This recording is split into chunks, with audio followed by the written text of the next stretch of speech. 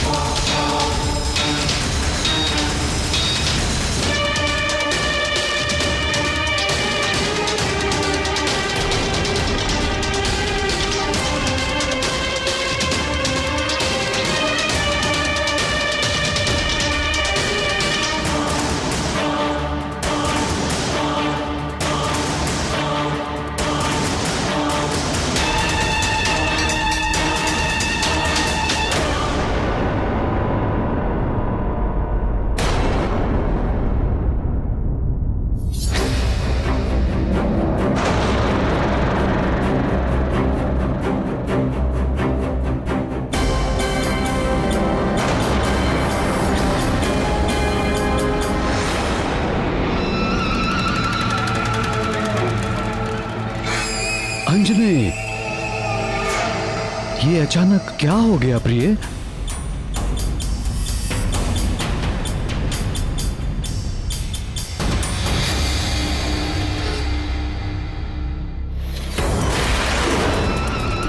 स्थिति सामान्य नहीं है राजन। महारानी को तत्काल उपचार की आवश्यकता है। हमें तुरंत ही नगर की ओर लौटना चाहिए।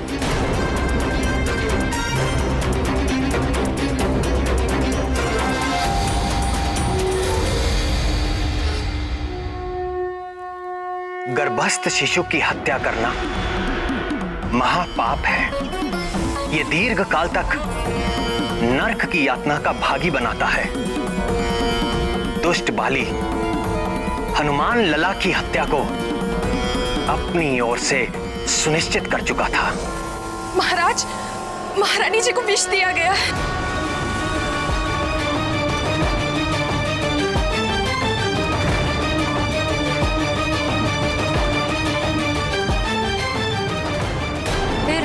क्या हुआ नाथ? फिर जो हुआ उसकी अपेक्षा किसी ने ना की थी। जाओ, कोई शीघ्र ही राजवैद्य को बुला कर लाओ।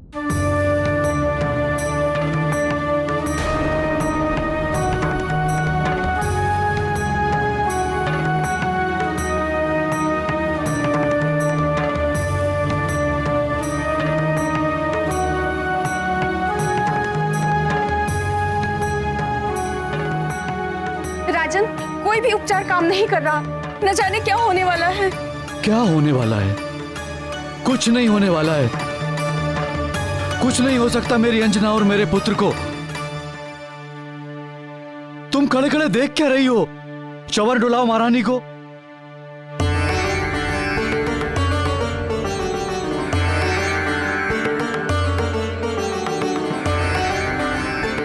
जरा देखिए शरीर पर कहीं दंश का कोई चिन्ह तो नहीं? जी महाराज।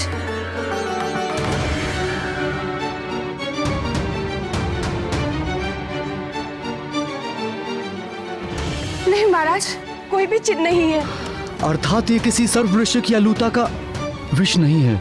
महाराज, जिस वेग से महारानी जी मूर्छित हुई है, उसे देखकर लगता है ये कोई स्थावर विष नहीं है। तो फिर?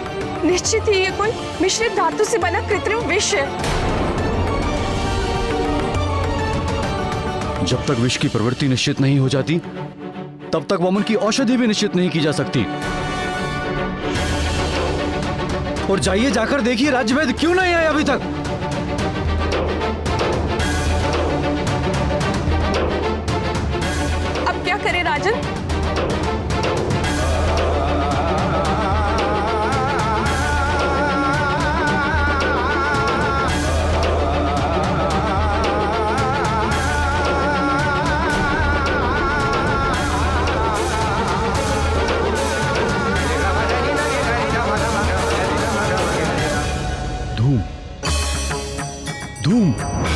धूम देना होगा। मैं एक ऐसा धूम जानता हूं जो हर प्रकार के विष में दिया जा सकता है। मैं बताता हूं। हल्दी, मधु, घी, सेंधा नमक, पुराना गुड़, शीघ्र धूम तैयार किया जाए। महाराज, यदि इस धूम से भी कुछ लाभ ना हुआ तो हमें बलपूर्वक महारानी जी को वमन कराना होगा। मैं जाकर औषधियों का प्रबंध करके आती हूँ। जाओ, शीघ्रता करो। जी महाराज।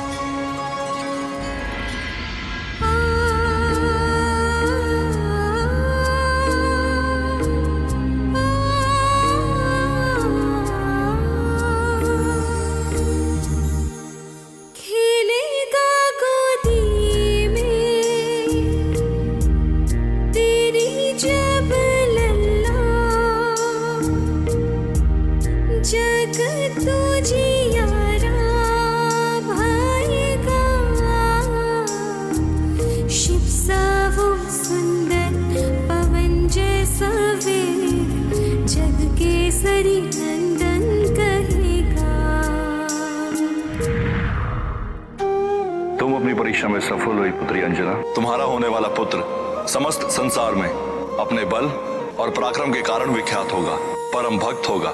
नन्ही अखियों में चमकेंगे सूरज, चमकेगा और चंदा, अग्नि सा तेज मुख पे रहेगा, खेलेगा गोदी में जब लल्ला, ओजस्वी बलशाली ज्ञानी वो होगा, चारों युग में पूजित रहेगा, चारों युग में पूजित रहेगा। अंजने, आंखें खोलो अंजने, तुम शीघ्र ही स्वस्थ हो जाओगी प्रिय। और हमारा पुत्र? उसे भी कुछ नहीं होने दूंगा मैं। तुम मुझे सुन तो पा रही हो ना अंजने? आंखें खोलो अंजने।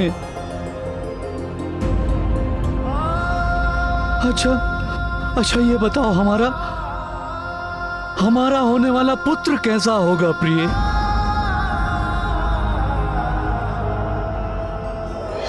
तब पुत्र जितेंद्रियो भविष्यति। मेरा पुत्र सब इंद्रियों को जीतने वाला होगा, राक्षसी आचरण मिटाने वाला होगा मेरा पुत्र, वेदों का विद्वान होगा मेरा लाल। अंजने, अंजने!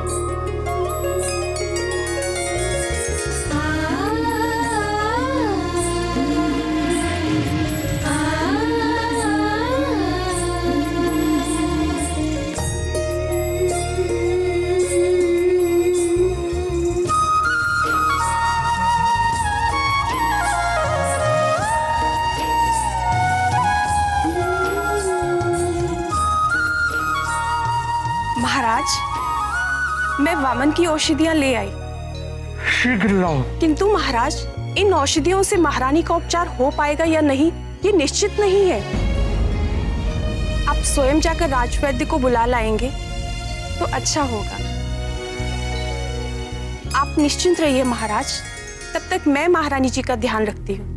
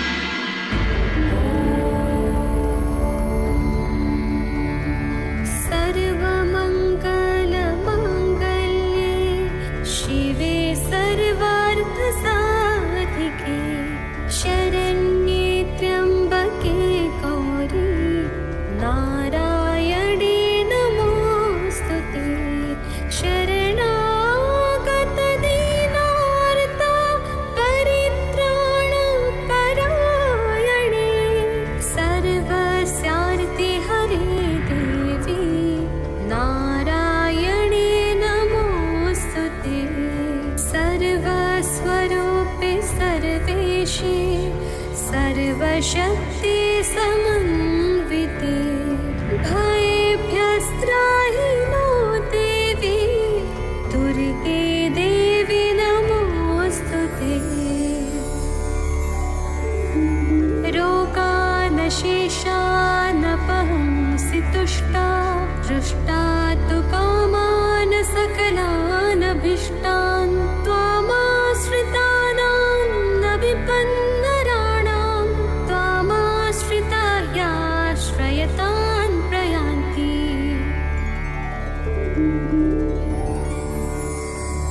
सर्वबाधा प्रशमनं त्रैलोक्यस्याखिलेश्वरी एकमेव त्वया कार्यम् अस्मद्वैरिविनाशनम्।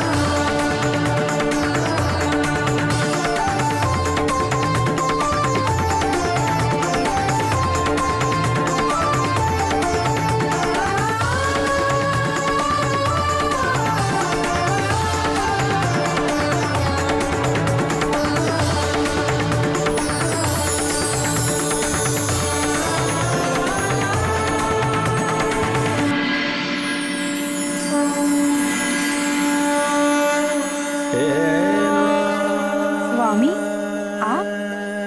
शक्ति और शक्तिमान अलग कैसे रह सकते हैं? आप यहाँ आई इसलिए मुझे आना ही पड़ा। जगत प्रसिद्ध है कि सारे जीव आपकी सेवा करते हैं और आप अपने समस्त ऐश्वर्य से केवल मेरी सेवा करती हैं। किंतु आज तो आपने एक परिचारिका की भांति सेवा करते हुए सारी रात बिता दी। ये क्या रहस्य है देवी? आपके लिए क्या रहस्य है जगदीश्वर? अंजना और उसके अजन्मे पुत्र की रक्षा करना तो मेरा परम धर्म है।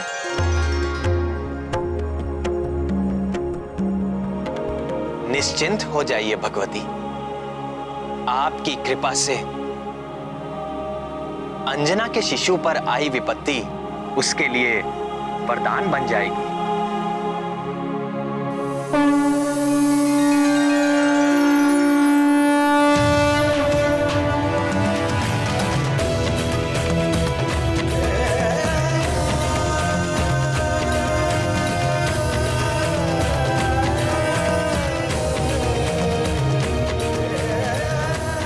और आगे भी आने वाली बाधाएं आपके आशीर्वाद से आपके प्रिय आंजनेय के लिए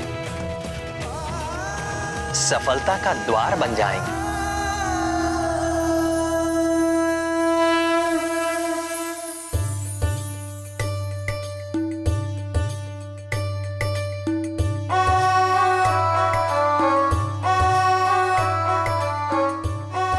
दीदी, आपने ऐसा क्यों कहा? अंजना और उसके पुत्र की रक्षा करना आपका परम धर्म है। जो मेरे स्वामी के संकट हरने के लिए जन्म ले रहा है, उसके संकट हरने का धर्म मेरा ही तो है।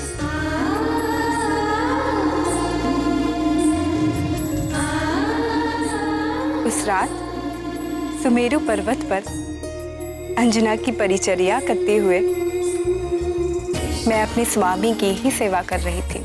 और पद्म हस्ता देवी लक्ष्मी की इस कृपा के उपरांत वो शुभ घड़ी निकट आ पहुंची, जिसके लिए समस्त देवता प्रतीक्षा कर रहे थे।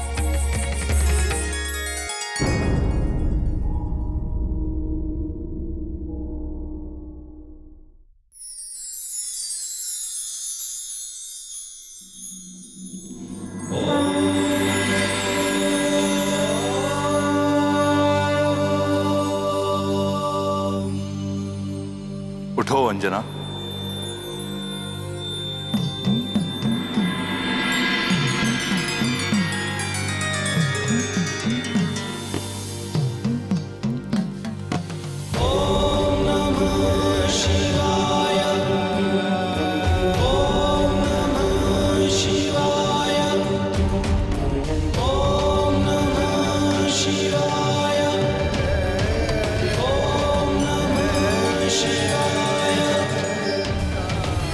प्रभु महादेव, चकित ना हो अंजना, ये तुम्हारा ही पुत्र है।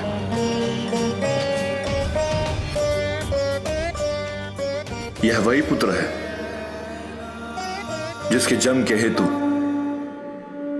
तुम्हें देवलोक से पृथ्वी पर आना पड़ा। यह वही पुत्र है जिसके जन्म की प्रतीक्षा में तुमने दीर्घकाल तक निसंतान रहने का दुख सहन किया। यह वही पुत्र है जिसे पाने के लिए तुमने 12 वर्षों तक कठिन तपस्या की थी।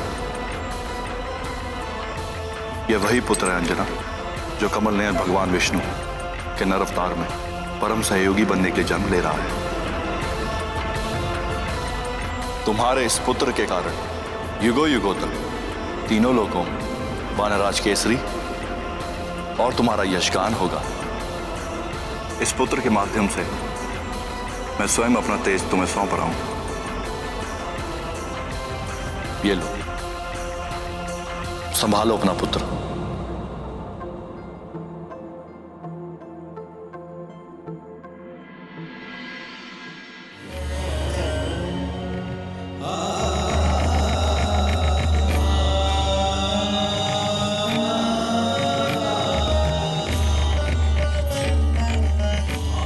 यशस्वी भव।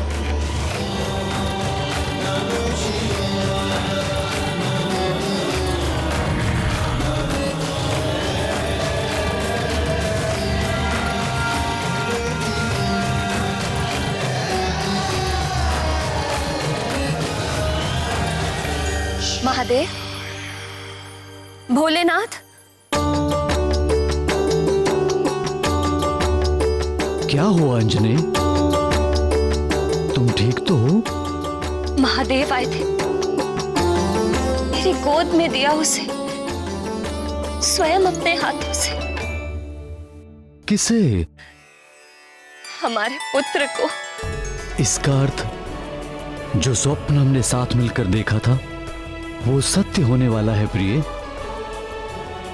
हमारे पुत्र के जन्म की शुभ घड़ी आ गई है।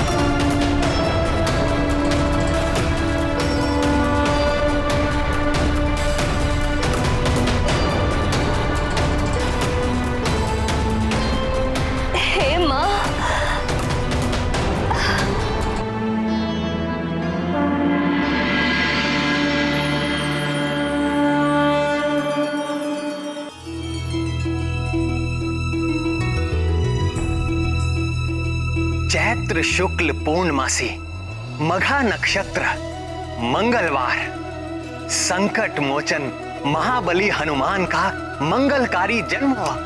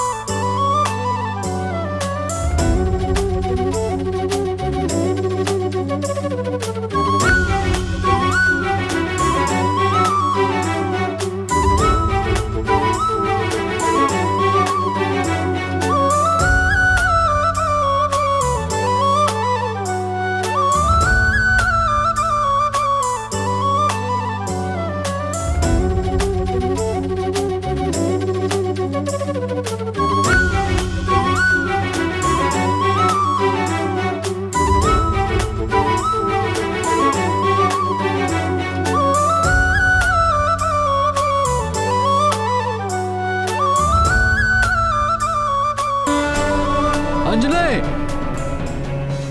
अंजने, मैं यहाँ हूँ। तुम ठीक तो हो ना अंजने? ये कैसा अंजने?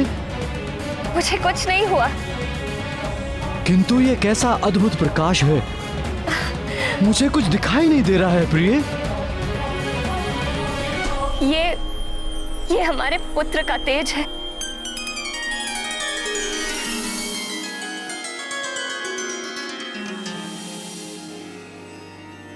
हे भोलेनाथ, हे महादेव, हे भक्त वत्सल त्रिनेत्रधारी, हमारा पुत्र आपके ही तेज से जन्मा है और इसका प्रमाण हमें मिल चुका है। किंतु यदि हमारा लाल इस परम तेजस्वी अवस्था में निरंतर रहेगा तो हम इसकी लीलाओं का सुख पाना तो दूर, इसे देख भी नहीं पाएंगे। हे कृपा निधि, कुछ ऐसी कृपा कीजिए कि इसका तेज भी बना रहे और हम संसारी जीव इसके दर्शन भी कर सकें।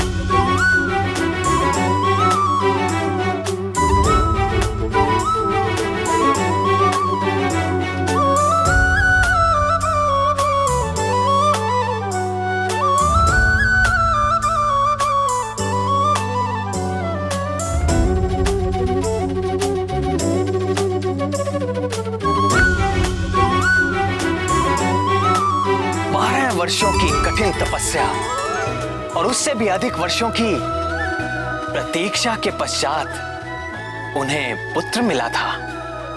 केसरी और अंजना के लिए सब कुछ जैसे स्वप्न था, वो मधुर स्वप्न जो उन दोनों ने मिलकर देखा था और साकार होकर उनके सामने आ गया था। जय राम भक्त हनुमान, जय राम भक्त हनुमान, जय राम भक्त हनुमान।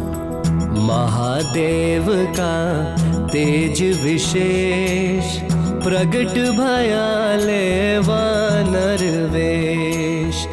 आया करने लंक दहन वो, अगन रूप हो नहीं सहन। करेगा खेल में सूर्य ग्रहण, प्रगटा जग में कौपीन पहन। सुन केसरी के करुण पुकार, हनुमत खींचे सब तेज अपार। लोकों से अद्भुत तेज ढला, दर से सब ही हनुमान लला। हर्षे सब ही आनंद मिला, दर से सब ही हनुमान लला। उनके उस अपार आनंद का सारा श्रेय तो दीदी आपको ही जाता है। बाली तो हनुमान लला की हत्या के षड्यंत्र में सफल ही हो गया था और उस घातक विष से अंजना का बचना भी असंभव था। यदि आपने वैकुंठ से आकर उन दोनों की रक्षा न की होती तो केसरी और अंजना यह पुत्र सुख कभी न ले पाते और समस्त संसार संकट मोचन महाबली हनुमान जैसे भक्त और योद्धा से वंचित हो जाता। देवों की, मनुष्यों की, संतों की और पृथ्वी की कितनी बड़ी हानि हो जाती। आपको शत शत धन्यवाद है भगवती।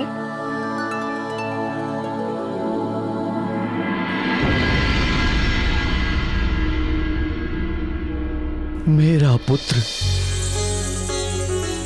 मेरा अपना पुत्र, हमारा पुत्र, हम दोनों का पुत्र। तुम इतने प्यारे क्यों हो? कितना सुंदर है ये, कितना प्यारा।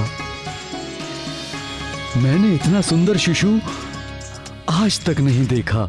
सभी माता पिता को ऐसा ही लगता है। नहीं नहीं, सच अंजनी, देखो इसमें कुछ विशिष्ट बात है।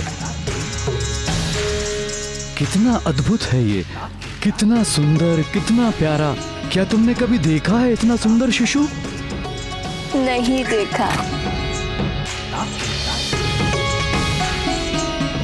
तुम बहुत ही असाधारण हो, किंतु मैं ऐसे किसे किसे कहकर क्यों पुकार रहा हूं? हमें अपने पुत्र को कोई नाम देना चाहिए। किंतु परंपरा के अनुसार नाम तो नामकरण के समय ही रखा जाएगा। हाँ, किंतु नामकरण के पूर्व एक गुप्त नाम रखने की भी जो परंपरा है। तो क्या नाम रखें इसका? मैं बताऊं उनका क्या नाम रखा गया होगा? महातेजा, क्योंकि जन्म लेते ही उनके शरीर से निकला वो दिव्य तेज तीनों लोकों में फैल गया था। नहीं नहीं, उनका नाम रहा होगा महोदर, क्योंकि हनुमान के गर्भ में आते ही अंजना की भूख और भी अधिक बढ़ गई थी। मेरे विचार से तो ये दोनों ही नाम नहीं हो सकते थे। क्यों नहीं हो सकते? क्योंकि सब कुछ संभव हुआ महादेव के आशीर्वाद के कारण। फिर तो निश्चित ही हनुमान लाला का नाम शिवदत्त रखा गया होगा, या फिर रुद्रांश। वायुदेव के नाम पर भी तो उनका नाम हो सकता है, जैसे कि पवन पुत्र।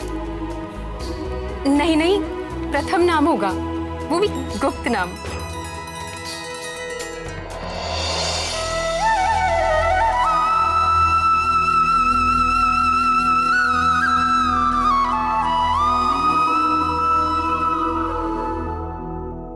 जैसे हनुमान लला के नाम पर आप सब में वाद विवाद हो रहा है। वैसे ही केसरी और अंजना भी अपने नवजात शिशु के गुप्त नाम को लेकर वाद विवाद में फंस गए। अपने लंबे वैवाहिक जीवन में प्रथम बार।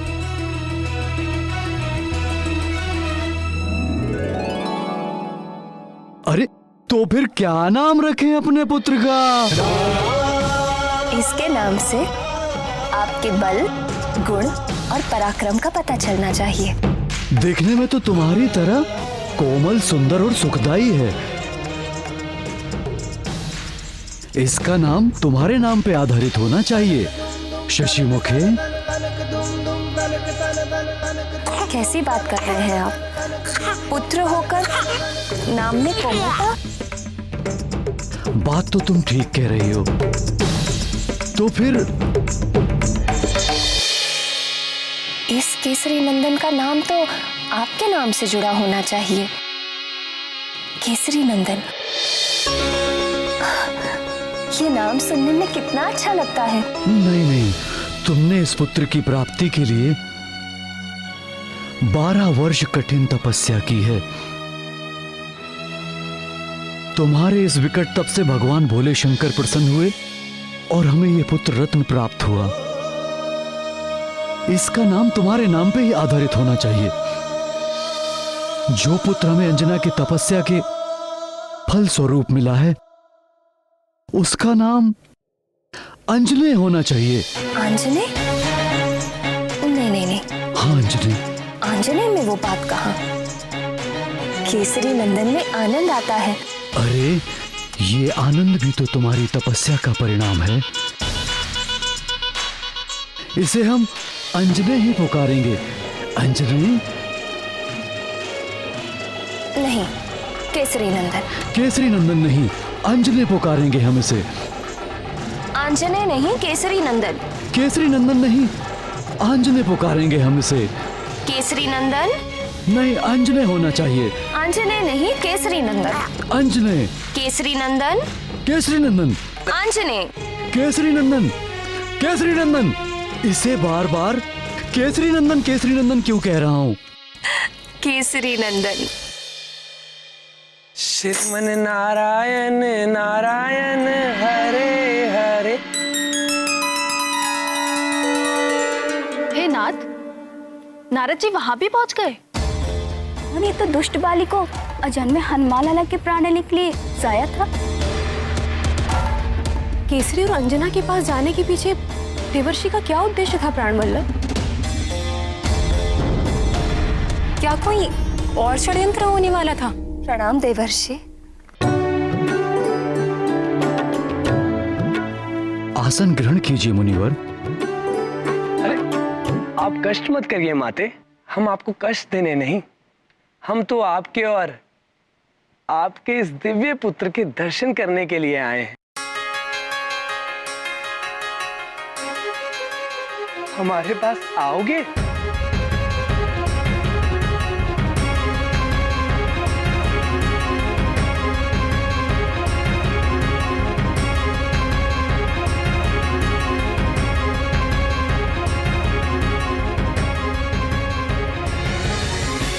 काल कर्म गुण दोष सुभाऊ, कछु दुख तुम्हें व्याप ही काऊ। आपके इस जितेंद्रिय पुत्र पर कभी भी शीत, ताप या वृद्धावस्था का प्रभाव नहीं होगा। आपके पुत्र के किसी कर्म पर कर्म फल का दोष नहीं लगेगा। प्रकृति के निरंतर बदलने वाले जो 3 गुण हैं, सत्व, रजस और तमस, उनके कारण समस्त जीव सुख, दुख और मोह के सागर में डूबते उतराते रहते हैं। किंतु तुम्हारा यह पुत्र सदैव आनंद में मग्न रहेगा और कभी भी दुख से पीड़ित नहीं होगा, मोह से बुद्धिहीन नहीं होगा। और यह पराक्रमी बालक सदैव स्वस्थ रहेगा।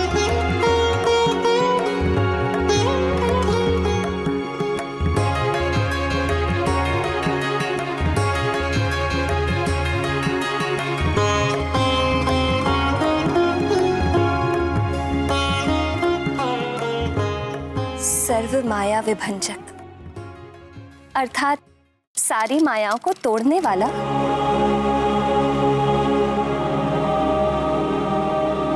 कैसा मनोहर नाम है, सर्व माया विभंजक।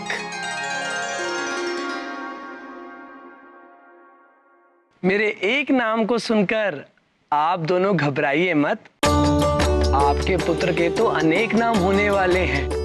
हाँ, प्रथम गुप्त नाम रखने का जो अधिकार था उसका उपयोग तो आपने कर ही लिया। किंतु महामुनि, हम तो अभी तक एक नाम पर ही एक मत नहीं हो पाए। मैं जानता हूं वानर राज, किंतु आपके ये दोनों नाम बालक के कानों में इतनी बार गए कि वे दोनों ही उसने स्वीकार कर लिए। क्यों केसरी नंदन? अंजने,